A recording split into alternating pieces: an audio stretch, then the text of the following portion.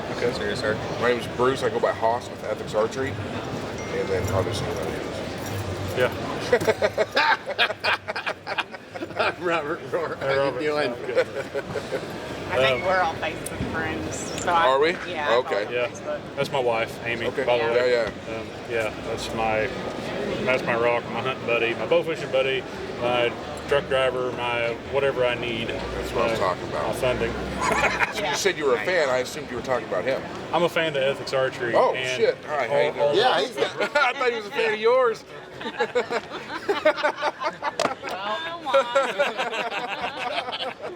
Hey, that doesn't happen very often, so I'm going to take it, all right? No, man. I'm not even going to feel bad at Ray. I'm not feeling bad. No, about I it, love right? that. That was good. That made my day. Please tell me you got that on film. Humble Yeah, I'm a fan of all creators, everybody who's trying to educate other outdoorsmen. My channel is called The Outdoor Mentors, and I started archery by myself. I learned things by myself, and I had to do it the hard way. I had to make a lot of screw-ups, and I mean, that was 27 years ago. Well, so the channel is for anybody who needs an outdoor mentor. That's the whole process behind it, education, okay? I'm doing a lot of product stuff here, but I've got a lot of intimate conversations about mishaps, about things that go wrong, about, you know, we all know what we're talking about here, right? That's what we've been talking about for the last we hunt. hour. The exact conversation you walked in on is where we're having that conversation right now about like media, like you guys do, and the manufacturers and the industry as a whole, in the products that are being promoted, how they're being promoted, and what's real life. What are we really dealing with? Because realistically, the general public doesn't get a chance to shoot as many animals as Robert does. We don't have that kind of experience, right? Most of us don't. Time at full draw in that situation with that kind of adrenaline rushing, it takes multiple animals to get used to it. And I don't think you ever really get used to it, but you learn how to harness that, control it, right? To be more lethal, to be more accurate with your shooting, and settling your calming your nerves, and making the shot count, and being ethical on the animal. Yeah. So he has more experience than the average guy, right? Yep. We just got done talking about that. So the industry promoting products, like the industry right now is all promoting speed. It's all about bow speed, light, fast arrows, mechanical broadheads, whatever it may be. 20 years. It's been like that, right? Yep. And we were just talking about it. Is for Robert, that works fine in a lot of situations. He can make that happen because he can control a lot of variables. The average guy can't. You get the average Joe that gets 4 or 5 days out of the year to hunt, has a 120-inch deer coming in at 20 yards. He finally gets to draw his bow back one time, and you think he's not going to make a mistake? Right. Of course you're going to make a mistake. Mm-hmm. So is the super light, super fast stuff really the best option for him? Will it kill? Absolutely. It kills thousands of deer, hundreds of thousands of deer every year. Sure. But is there a way for him to stack the odds in his favor in the event that he most likely will make some sort of mistake? A bad hit, whether it be too far back, too far forward. That's what everybody's scared of, too far forward. That shoulder is what everybody's scared of. And if you prepare for the worst, right? You practice for the best, you hope for the best, but you got to prepare for the worst. Yep. And for the average Joe, I'm one of them. I would rather have it and not need it than need it and not have it. And the calls that I get at Ethics Archery, when they're like, hey, I never get a guy calling me, hey man, I just shot the biggest buck of my life. I hit him perfect. Everything worked out great. I never have that conversation. The calls I get is I just saw the biggest buck of my life. I panicked. Something happened. I hit him too far forward in the shoulder. Got 3 inches of penetration. Can't find him. What do I do? Yep. Who's got a dog? Prepare for that before you go in the woods. And unfortunately, it goes against the grain because you're not promoting the speed. You're not promoting the new hip broadhead that's got all kinds of flipper flappers everywhere. And sorry, I deal with Troy Fowler a lot, so I picked up a lot of his mannerisms. Flipper flappers. That's what he calls mechanicals. I like it. You know, and it's not that they're bad, right? It's just they may not be conducive to every situation. So mechanicals, light arrows, fast bows, they all work when they work. Yep. Until they don't. Right. How do we prepare for that before it happens? Because I don't like people calling me. I've had it happen. I don't like people calling me, man, just sick to their stomach. I just wounded an animal. It's the biggest deer I've ever seen in my life. And now what do I do? They're just distraught. I know people who've quit hunting because of it. Oh yeah. I mean, we don't need that. What I get and what I try to explain to people, and you kind of touched on it before, was that shooting a target is not the same. You can be an excellent shot. When you add in the factors of shooting at angles that you don't normally shoot at, shooting off posture, shooting in inclement weather, shooting in legs that move, animals that jump string, or all those things, you're absolutely not prepared for that one chance a year, possibly. Okay. Mm-hmm. Unlike someone who doesn't necessarily have to be the best shot in the world, but he knows how to read an animal. Are you talking about me? I'm using you as a generality. I'm using you as a general. Okay, yes. never mind. So Okay, I'm back. Yeah, we're back. So, but generality that you understand an animal's posture. You understand if he's on alert. You understand that it's dead quiet today. So that animal is going to drop no matter how much effort I have put into quieting my bow. So that's going to affect where you're going to aim, when you're going to shoot, if you're going to shoot at all. And that factor in adrenaline on top of it. Yeah. That takes years to understand. And by the way, if you got in on this conversation and you're watching this video, this is awesome. Yeah. I rarely get to have this conversation with like-minded individuals. Two holes are always better than one. Always. That's the goal. No one has ever said my arrow got too much penetration. Never. I measure penetration by how much my arrow went into the dirt on the other side. Yep. Nobody ever said my bow was too quiet. Never. Well, and the thing that drives me nuts is, in this industry, I've been in it for 32 years, I've never heard anybody ever say, hey, I'm a sportsman, I'm going to go out this weekend and wound me a big old buck. Yep. Never heard it. Right. Nobody. Yeah. I've heard a couple people I thought that would say it, but I've never heard it, you know? But you don't hear that. So my question to these people that aren't saying it is, why aren't you willing to do whatever you can if the opportunity's out there to be the best sportsman and to be the best you can be, especially when there's an opportunity for components like yourself or different, you know, there's places in this industry that actually care. Oh yeah. That are actually doing stuff to help the sportsman, not putting a fancy package there, not just luring us in with something cool.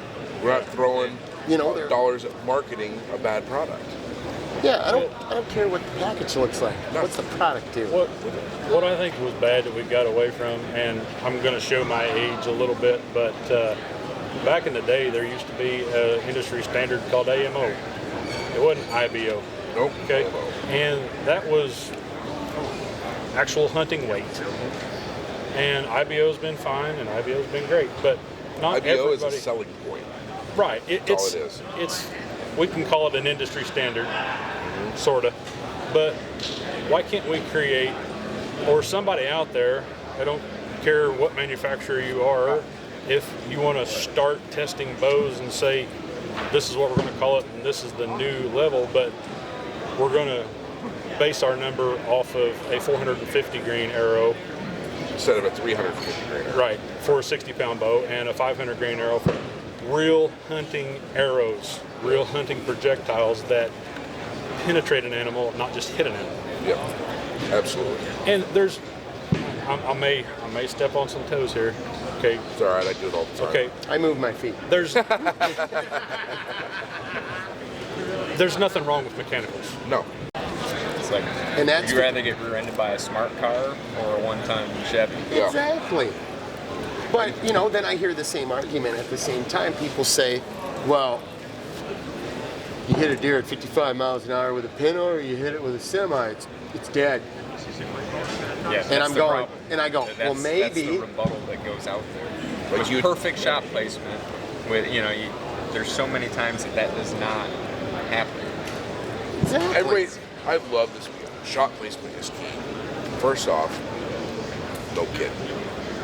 Yep. That should go without saying. Right. But if you're going to sit across from me, look me in the eye, and tell me that you can make a perfect shot every time, why are you not a millionaire? Why are you not the biggest name in this industry right now? True. Because you can't do it. You might think you can, you can't. And anybody that thinks they can is sorely mistaken. Have you been talking to my wife about me? Right? I don't know about you, but Good grief, the secret's out. If you could make a perfect shot every time, then we wouldn't even need broadheads. no, you can do it with field point. It's exactly. Yeah. Yeah. And it's, again, it's not bashing any one product or the other. Again, yeah, everybody in the industry that knows me, if you happen to know me and my views, I just don't like mechanicals. But it's not because it's a mechanic. It's because of the construction. Yeah. Right? Matter of fact, I was just over talking to Nick, okay, Zeus. We've talked a bunch of times about the original broadhead, right? Oh, yeah. He knows my feelings on anything that moves.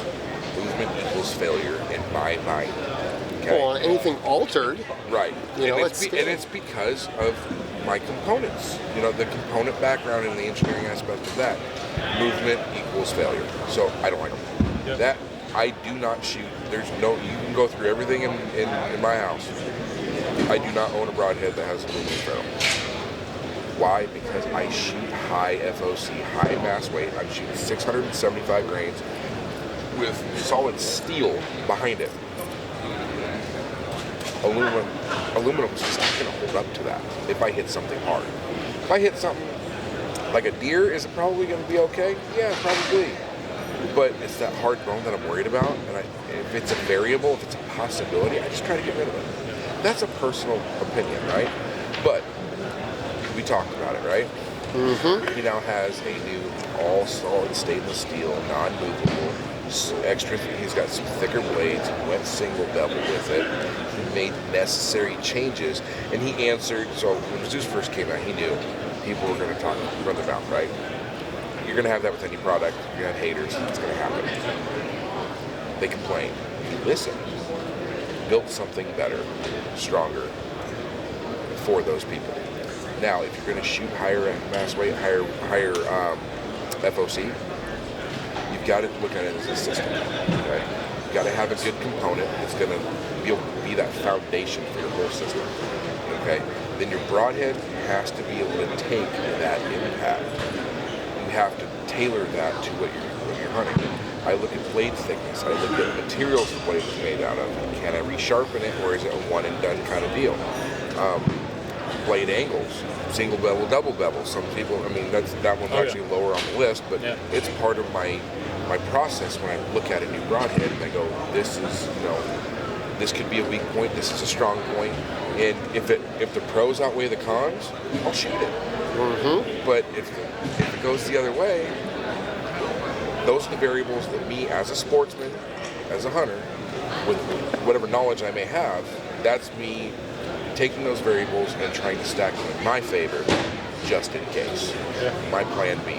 Because again, everything works when it works, until it doesn't. So, I didn't want to cut you off there. No, you're good. I have a question. Since we've got a good group here, everybody's on the same page.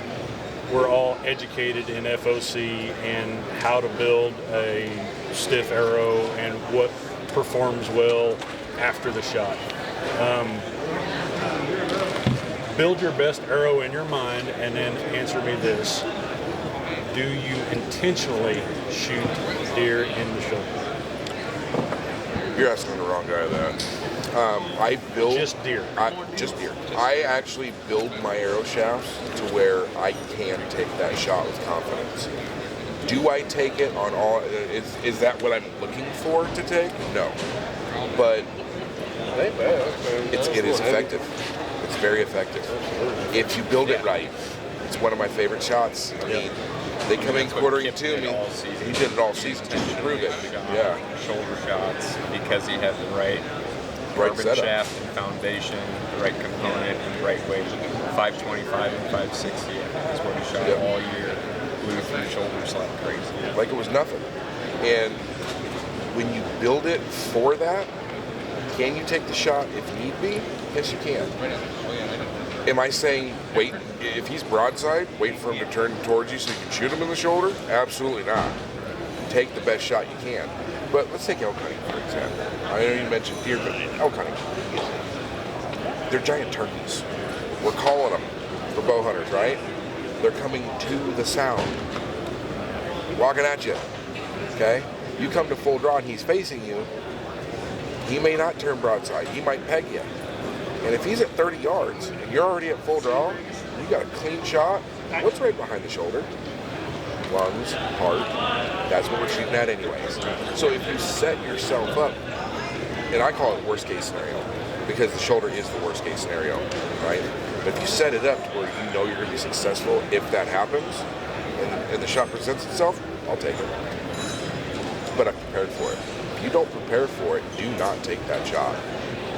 You can't. Do I tell people to shoot shoulders though? No. I think what you're getting at though is, I'd like to see what your opinion is on it. But I mean, if you were, it depends on where the leg is, right? I mean, and what that's covering.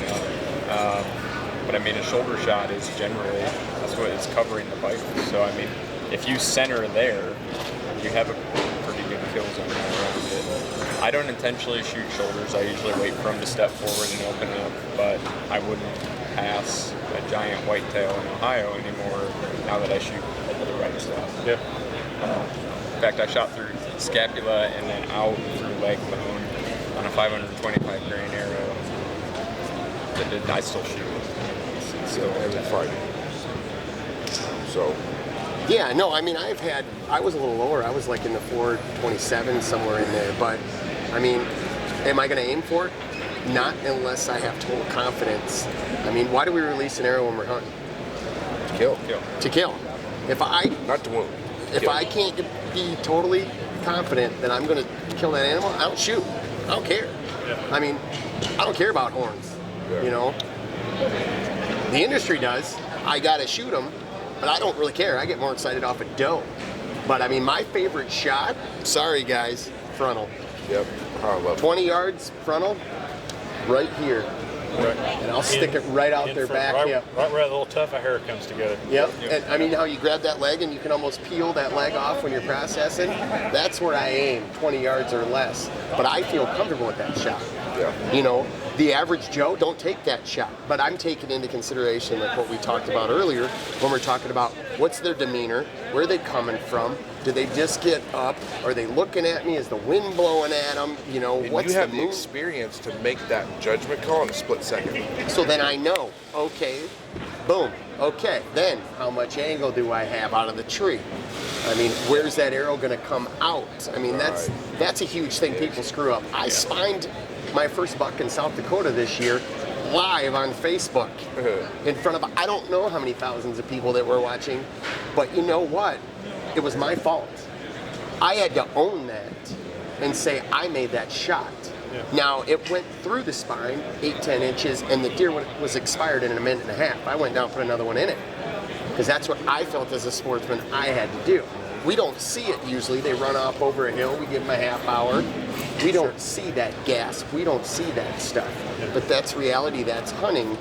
And, you know, but if I can take the shot, I'm going to do it. You know, but that's me. You have confidence in I yourself. have confidence in myself. I practice frontal shots. Yeah. I shoot stuff with targets and look, okay, if it's quartering towards me, where do I want? Front of the leg, back of the leg, where do I want, you know? But that's what I do to try to be a better sportsman. Let's be honest, the average Joe doesn't do that. The average Joe don't do that. They go, ooh, the 30-point. Yeah. And You've got to be a little bit more selective. And again, that's where that plan B comes into play.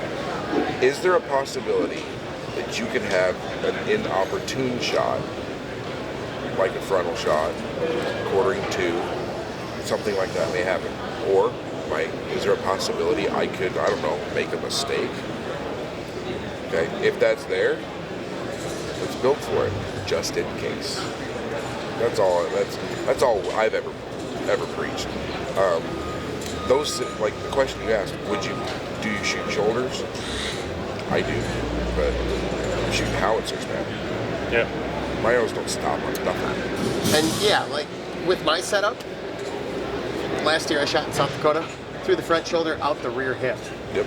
Bloop, bloop. Complete pass through, 16 yards. But that's me knowing my equipment, knowing that what my broadhead does, having confidence in my broadhead, all of my other equipments and components, and taking the time to practice and not to quit practicing when the hunting season starts. Because that's like the number one tip I can give anybody is just because the hunting season starts doesn't mean that practice doesn't. Because most of them, I didn't realize my peak turned, or my sights moved. Well, if you would have shot it a month and a half ago, or 2-3 arrows a day, like I tell people, just 2-3, I don't care if it's 3 foot, just bloop, bloop, practice your form. Check your bow out. Yep. People don't do that. I bring a target with me even when I go hunting. It's in the back of my truck. Before I get all my gear on, I get ready to go out in the woods. I throw the target out. I got a Reinhardt 18. Grab it by the handle. I throw it out there. I judge the yardage. I check it. That's the terrain I'm going to be in, right? So just for extra practice, I'll judge it, check it. Okay, I'll make a shot. As long as I hit good, I'm walking in the woods. Yeah. I know where it's at now. I don't have to second guess it. It's just little things that people don't do. Like you said, earlier. Don't sit all day or all year long and then pick your bow up in August, shoot it for 3 or 4 weeks, and then jump up in the tree, and then get on Facebook complaining that, I made a bad shot. This no broadhead kid. company sucks. Or, because I this lost it. arrow's Blame the arrow, blame the broadhead, blame something else, except for the fact, not taking responsibility for the fact that I haven't shot my bow in 7 months. Yeah. Maybe that was the problem. I don't know. I don't know. Maybe I figured it out one time when I went in the bathroom. I just looked forward at the sink. Yeah, there you go. And I'm like, oh no, there's the problem. So for me, my answer is changing. Yeah. A year ago, as little as a year ago, I would say that no, absolutely not. Now, top of the shoulder blade from a tree stand, okay. Because most people misjudge where that is on an animal anyway. It's way higher than they think it is. Way higher. It's not even where they think it is. They're No, hitting the leg. way far forward, way high. They think that shoulder muscle where the bulge is, it's the shoulder blade. Yeah. It's not the shoulder blade. I love those photos on Facebook. A, B, C. Where would you shoot this deer? And there's always one like dead center of that muscle. And as soon as somebody picks that one, which is that's where I aim. The dead center of that muscle, all the goodies are right there. Yo, I can't believe you shoot him in the shoulder. That's not the shoulder. That's pure muscle, and then right behind that is gut. Is your internals, your heart, your lungs, everything, right there. Yeah. Well, you're supposed to go into the back side of the leg and up. No, that shoulder bone is way far forward, and when that scapula comes up, it's way high. It comes just below the spine. People don't realize that. Yeah. It's not as high as you think. Guys, those who don't know what we're talking about when we talk about the scapula is where that shoulder blade comes down and makes a knot, makes another bone and attaches to the lower leg bone, like the femurs, Right. more or less. And that's what covers the lower extremities of the heart. So, and that's the densest part on an animal, Yeah. any animal. I don't care if it's, That knuckle. I always called it the knuckle, which you build it right, those blow up too. Yep. You make a mistake and hit that, and you know when you hit it too. I hit one 2 years ago in Ohio. Oh my Lord. I hit him at 19 yards. It was that video I showed you. That pushed him backwards and he was walking. He was walking forward. It looked like somebody hit him in the chest with a sledgehammer. Boom! And he fell over dead right there. But when it hit, it was crap. It sounded like somebody hit a log with an axe in the middle of the woods. Yeah. And I was like, oh no, I hit bone, hard bone. But I was shooting 625 grains at the time, and it was 8 inches deep in the dirt on the other side. So I was prepared for it. I wasn't trying to hit the bone. I was actually aiming a little higher, and I shot low. Yeah. Hold on, sorry. Are you? Are they tore down? We got to get a picture with Nick. So it's still up? I'm good, sorry. Okay. So I'm a 550 guy. Perfect. I shoot for 550. Whitetail 550, highest recommendation. Now And see, I didn't push that high, just screwing around. So We're going to get together. We're going to go a lot higher than that. Oh yeah, no, I want to get into the 4 digits. Yeah, Oh, like yeah. 1,200. I mean, I'm going to go Oh, right. ridiculous on the spectrum, but I want to know what, because there's too much. Yeah. There's not enough. So I'm a bow fishing guy, and nice. so we love our Oneidas. And got a friend, and Skippy Manska. He knows everything there is to know about a lever bow, and he is really into high FOC, and he's a single bevel guy and all this stuff. And so had him come over one day, and I said, "What's the heaviest arrow you got?" And I forget at the time. I think it was like 847. And I just laughed. I'm like, man, it is full metal jacket. He's running a 200 grain. I can't remember. It's a solid 3-blade. That's extra long. Okay, and Probably a VPA or something. I think it was. And and he shot it. And he's like, huh, look at that. My arrow didn't just fall off the front of the bow after it left the bowstring. Yeah. Weird, huh? Good. Now, is your pin gap bigger? Hell yes. But, how far do you shoot at an animal? Average whitetail hunter shooting 30 yards an inch. Yeah. Yeah, I didn't shoot one over 30. Yeah. A whitetail this year, 30 and in. and I tried to. For 30 and in guys, you can still have, 2 pins, a 20 and a 30, and that pin gap's not going to be very big. Yeah. All right. For most of the bows that you're shooting. Now, I'm a archery guru. I always have between 20 and 30 different bows at the house, and as soon as I shoot an animal, I'm weird, but I'll go home, change a bow setup, throw one together. I'm going to shoot this broadhead. I'm going to shoot this arrow. I'm going to shoot this. This is going to be extremely fun. And I'll go out and I'll practice with it for a day. And the next day or two, I'm back hunting with a different setup. Yeah. I love that. I shot 5 different animals with 5 different bows this year. Right. From Night of Phoenix to a new Elite, the Triax, of course. And then I dug deep and pulled out a 1992 Pearson spoiler round wheel bow. I just talked about that. Sweet. Now, You build the arrow right, that you thing want is to talk killer. about fun. You can't. It's like you can't even hear it. Yeah. It's completely smooth. Completely. You go back to a little bit of a spongy back wall. Quiet. It's quiet, man. And how heavy was your arrow? It was 550. And Quiet. I went with about a 4-inch feather with a 2-degree offset. And man, you talk about beauty. Yeah. Okay, no camera. Well, there are some cameras that can capture it, but I'll never forget the first arrow that I released. I can still see it spinning away, and to walk back memory lane and shoot an animal with that old bow, it was right after Halloween when it happened for me this year, and I can still see that arrow spinning away in a flash. And so well, that deer's done. Before it even ever hits, it's just beautiful. I actually made that. It's just beautiful. I love it. These kinds of conversations, kind of wrap things up. These kinds of conversations need to happen more often. I'm not saying they don't, because they do.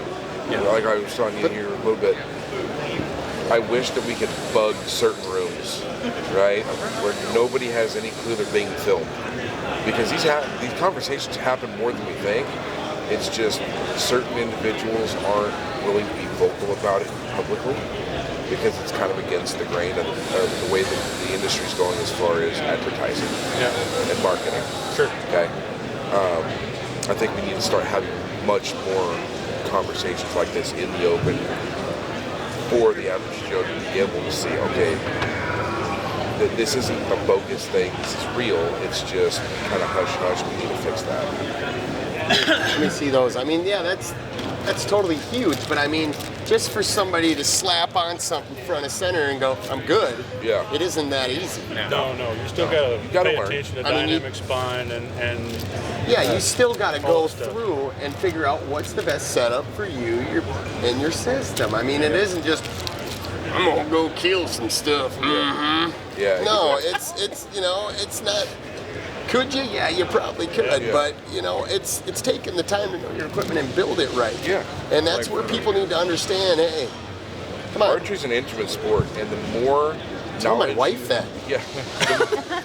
The more knowledge you have, the more knowledge you acquire I knew I about loved archery. your setup, the more effective you're going to be. Because, in my opinion, archery is 90% mental, 10% physical. If you have a doubt in your mind, it's going to cause problems. If you have utmost confidence in a setup, it can make you deadly. Oh my God. Yeah, if I don't have one thing in my components right, I was literally, this is how bad it was last year, West River. I was hunting mule deer.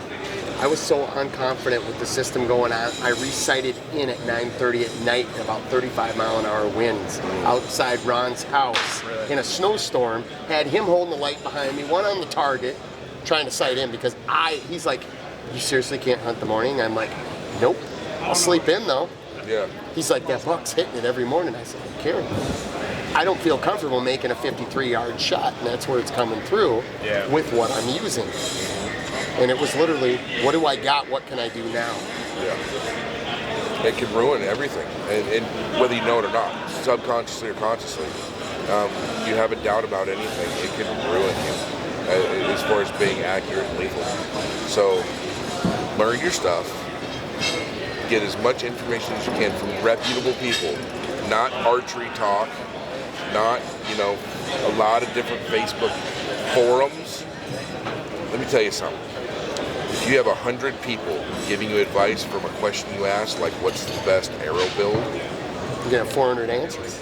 you're going to have 100 people that comment. 98 of them are spewing stuff that they have no idea what they're talking about. And I'm not talking bad about these people, but they don't live it. They don't have the scientific background to prove it. They have not done the testing. They're doing it because so-and-so at my bow shop said this is what I should shoot, or so-and-so on TV shoots this. We talked about that. But they don't have the education to understand why. So if I ask you what you're building, don't just spew it back to me, because I don't care what you're building. What you built, what you shoot, I want to know why. And if you tell me, oh, well, I shoot this arrow, so you don't shoot there's no threaded component in the front, there's no broadhead, there's no fletchings, there's no knock. Well, yeah, it's all an arrow. No. Why are you shooting it?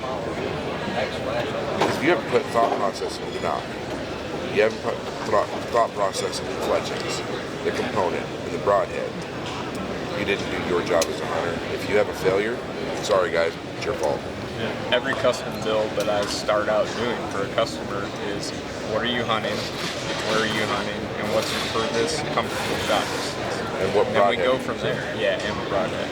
I mean, because most of the time people they don't even know what they're trying to achieve. They want to be educated, but they just are stuck with that fundamental knowledge of 380 grain arrow, 400 grain arrow, and it's just like, came to us for at least our opinion. Let us coach you through and let me tell you why I think this is going to be optimal for you and your bow and everything. Let's see what happens. I tell guys when they're like, oh, there's no way you need to shoot an arrow that big or that heavy. Well, so my argument is this. You spent all this time to buy the bow that you love. You found the grip that you like. Mm-hmm. You found the sight and the pin configuration that you love. We have had a conversation on the phone a couple of times, right? This sounds real familiar. Really? Okay. No, but you've got matching camo. You've got all this stuff that was thought process that you justified because you love it. And then you bought your arrows off the shelf and you screwed in broadheads out of the stock insert, and then you went hunting. Yeah. Does that make any sense at all? You thought through everything except your projectile. You just got done talking about that. Mm-hmm. If I asked you right now, how many animals have you killed with a bow in your lifetime? No idea. Take a guess. 400. Okay. What if I told you just lied? Not including fish. What if I told you just lied to me? How could I know? Yeah. Unless you chased down every one of those animals and beat them over the head with the bow, you didn't kill them with the bow, you killed them with the arrow. He got me too. So. Change the thought process. everything you just mentioned that people like, they go buy and they spend all their money on. And at the end of it, at the bow shop, they go, well, shoot, I got $60 left. What can I get for arrows? Yep.